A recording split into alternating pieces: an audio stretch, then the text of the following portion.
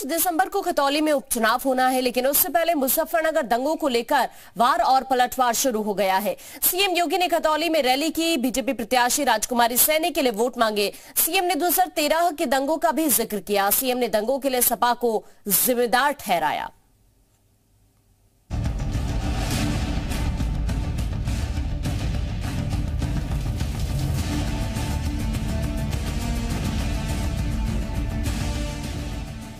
खतौली उपचुनाव में मुजफ्फरनगर दंगों का जन बाहर निकल आया है। 4 दिन बाद खतौली में मतदान होने हैं, लेकिन उससे पहले 2013 में हुए दंगों पर सियासी तकरार छिड़ी हुई है। बीजेपी प्रत्याशी राजकुमारी सैनी के प्रचार के लिए मुख्यमंत्री योगी आदित्यनाथ आज खतौली पहुंचे। यहां उन्होंने बीजेपी सरकार की योजनाओं का बखान तो किया ही, साथ ही मुजफ्फरनगर दंगों के लिए ये सिर्फ एक छोटे से बेडरूम से मशरूम की खेती करके महीने का 50,000 कमा रही हैं। मशरूम खेती सीखनी है तो फ्रीडम ऐप को अभी डाउनलोड कीजिए। समाजवादी पार्टी और आरएलडी को जमकर घेरा। कबाल का बवाल इस समाजवादी पार्टी का कलंक है। ये सपा उस समय की लोकदल पार्टी के संयुक्त गठबंधन सरकार की देन थी, जो एक क्रूर अत्याचार हिंदू नौजवानों पर और यहां के नागरिकों पर करने की साजिश का हिस्सा था। मुजफ्फरनगर दंगों के लिए सीएम योगी आदित्यनाथ ने तत्कालीन समाजवादी पार्टी की सरकार को जिम्मेदार ठहराया। सीएम ने कहा कि दंगों में हजारों बेगुनाहों को जेलों में भेजा गया।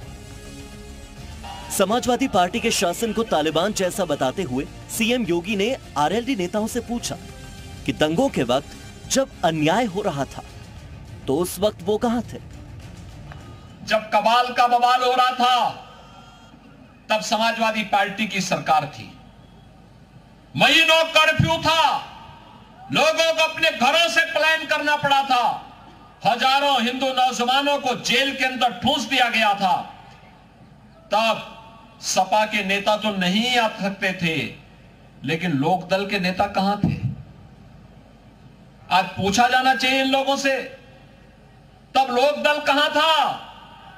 तब तो ये पूछने नहीं आए थे।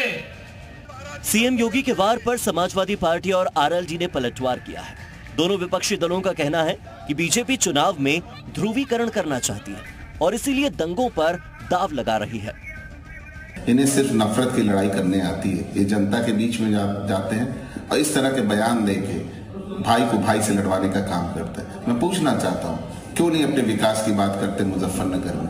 क्यों नहीं बताते कि महंगाई कम कर दी है इन्होंने? क्यों नहीं बताते कि कितने बेरोजगारों को इन्होंने रोजगार दे दिया? ये सारी बातें नहीं करेंगे साहब, ये सिर्फ नफरत की राजनीति फैलाएंगे, भाई को भाई से लड़ाएंगे। बहरहाल चुनावी मंच से मुजफ्फरनगर दंगों का जिक्र कर सीएम ने एक नई बहस को जन्म दे दिया है। एक और बीजेपी दंगों को तत्कालीन समाजवादी पार्टी सरकार की नाकामी करार दे रही है, तो दूसरी ओर विपक्ष जो बीजेपी पर ध्रुवीकरण का आरोप मढ़ रहा है। ऐसे में देखना यह होगा कि दंगों के दांव से चुनाव में किसे नफा और किसे नुकसान होता है। ब्यूरो रिपोर्ट, जी मीडिया। ये सिर्फ एक छोटे से बेडरूम से मशरूम की खेती करके महीने का 50,000 कमा रही हैं। मशरूम खेती सीखनी है तो फ्रीडम ऐप को अभी डाउनलोड कीजिए।